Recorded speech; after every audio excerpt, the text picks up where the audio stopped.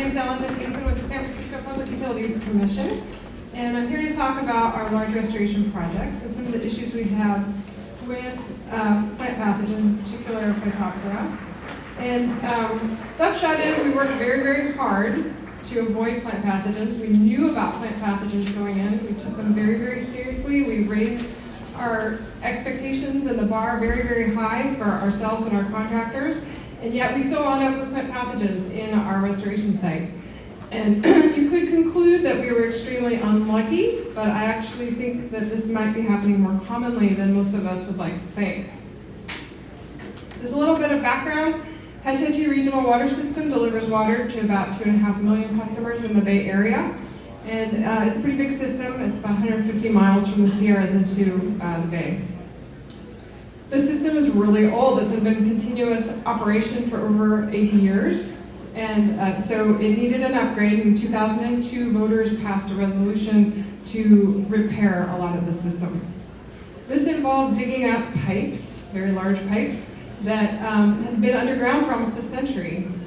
It also involved large projects in watersheds, in our watershed lands out pretty far away from any kind of development. So it involved disturbing sensitive habitats and habitats for endangered species. So the mitigation requirements were quite stiff associated with these projects. So we not only had to restore and revegetate the temporarily disturbed areas in our sites, but we also had to do some off-site mitigation. So we own and manage our about 60,000 acres of watershed lands in the Bay Area, in the peninsula, and the East Bay. And our mitigation sites are going to take up about 2,000 acres of the 60,000 acres. So we have very large mitigation sites, and these sites will be maintained in perpetuity. What sort of projects did we do? We did a wide variety of different projects. Here's an example. This one's on the peninsula. In this case, we removed invasive species, including eucalyptus, and expanded a sediment, a pond that had filled up with sediment. So there's increased wetlands, an increased pond, and more basking, foraging, and breeding habitat for California red-legged frog and San Francisco garter snake. Here's another similar project, a wetland creation project. All those little different colored flags are destinations for different plant species. So each color represents a species that's going to be planted out into that wetland. Here's one of our largest projects. It's a 2-mile restoration project in the East Bay. And so this is an area that had historically had intensive grazing, and it had some dry land farming and some tree removal, some logging. So the project here was to increase the riparian corridor and stabilize some erosion along this creek. Throughout our construction projects and our restoration projects, we took invasive species extremely seriously. Today I'm just going to talk about plant pathogens, but I want to make you aware that we had a much larger and comprehensive program to avoid introducing invasive species. We knew plant pathogens were a problem, or could be a problem, because of firstly because of our experience with sudden oak death. So here's a picture of a forest on our lands in 2008, and then again in 2013 after sudden oak death had gone through. So we were ready to take plant pathogens very seriously. We also had an occurrence with a root pathogen, a root Phytophthora. This is near a large landscaped area. It's an inholding within our lands, and it's sort of basically a dead zone that's gradually expanding. You're seeing some dead madrones there. So we had very stringent requirements. Any piece of heavy equipment, even somebody with dirty boots, was turned around at the gate when they came in. Everything was inspected. We had very high standards for anything that was brought into the site, and we also had very high standards for our nurseries. We inspected everything, and we enforced everything.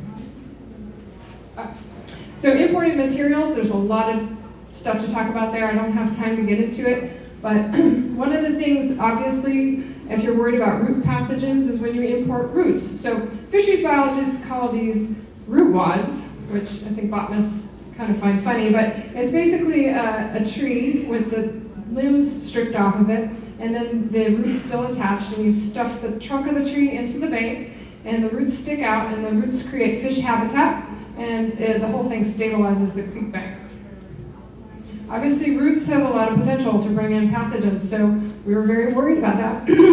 And we set standards for how to basically sterilize them. We put them into shipping containers and heated the shipping containers up, and each batch of roots was cooked.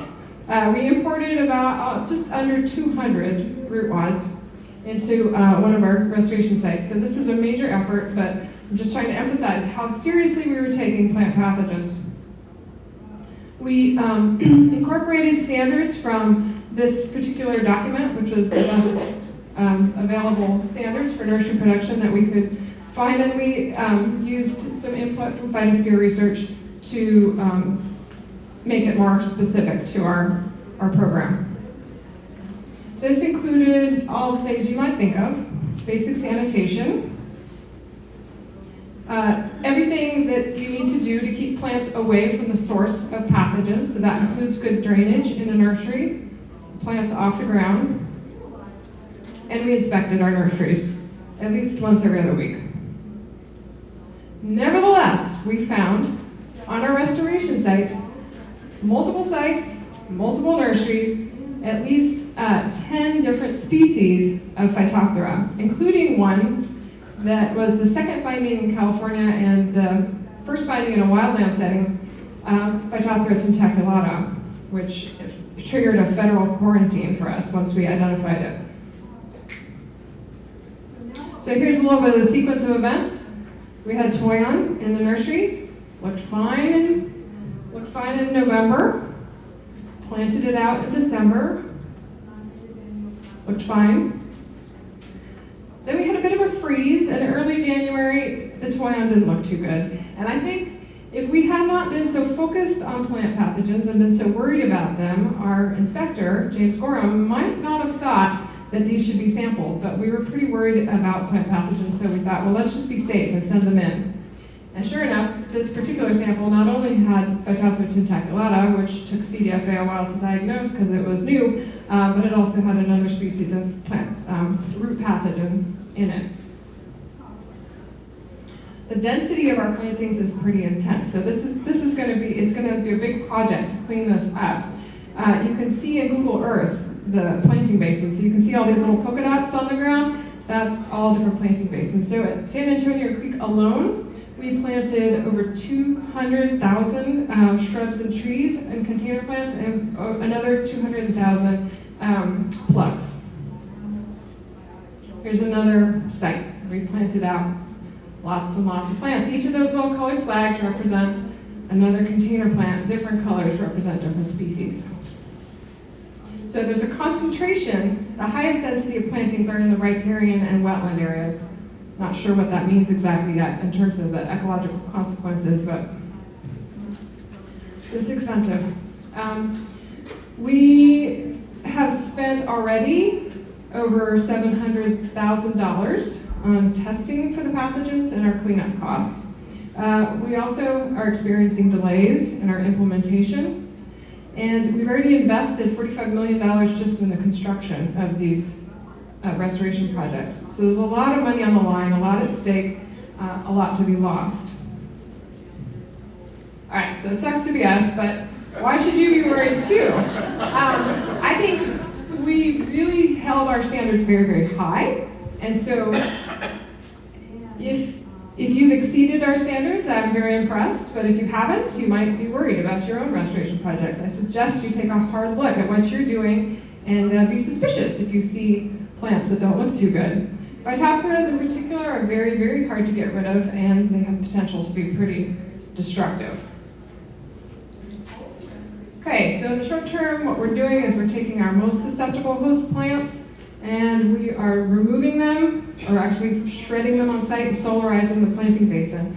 And this took a little bit of work too. We had some great minds behind this. So Tetsuki and Mark Foja worked together.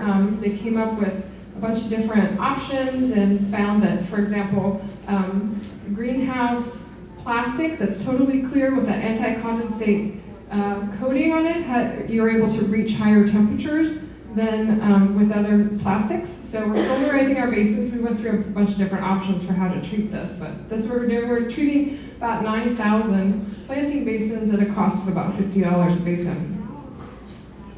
There's a lot of uncertainties though. The plants themselves can look pretty good even with a pretty damaged root system, and this might be because California plants are drought resistant. The lab tests, you have to pull the plant out of the ground in order to figure out whether or not it's positive or not. And it can take a while to get your results back, and there's a lot of false negatives. So we're not 100% sure that we're treating all that needs to be treated, and we're not 100% sure, we won't be for a very long time, that we were successful in eradicating this from our sites. And we also don't know whether or not some pathogens are worth more investment than others. We've got 10 different root pathogens out there. Maybe some we should throw more at than others, but it's hard to know right now because there's not enough known about how these different pathogens are going to interact with native species.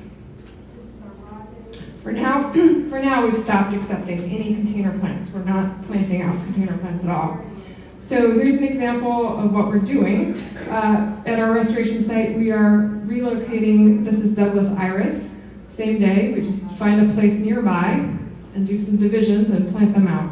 So cuttings and divisions from nearby are acceptable. As Tom just discussed, seeds are not totally safe, but most Phytophthora don't seem to be born by seed. So we are accepting seeds.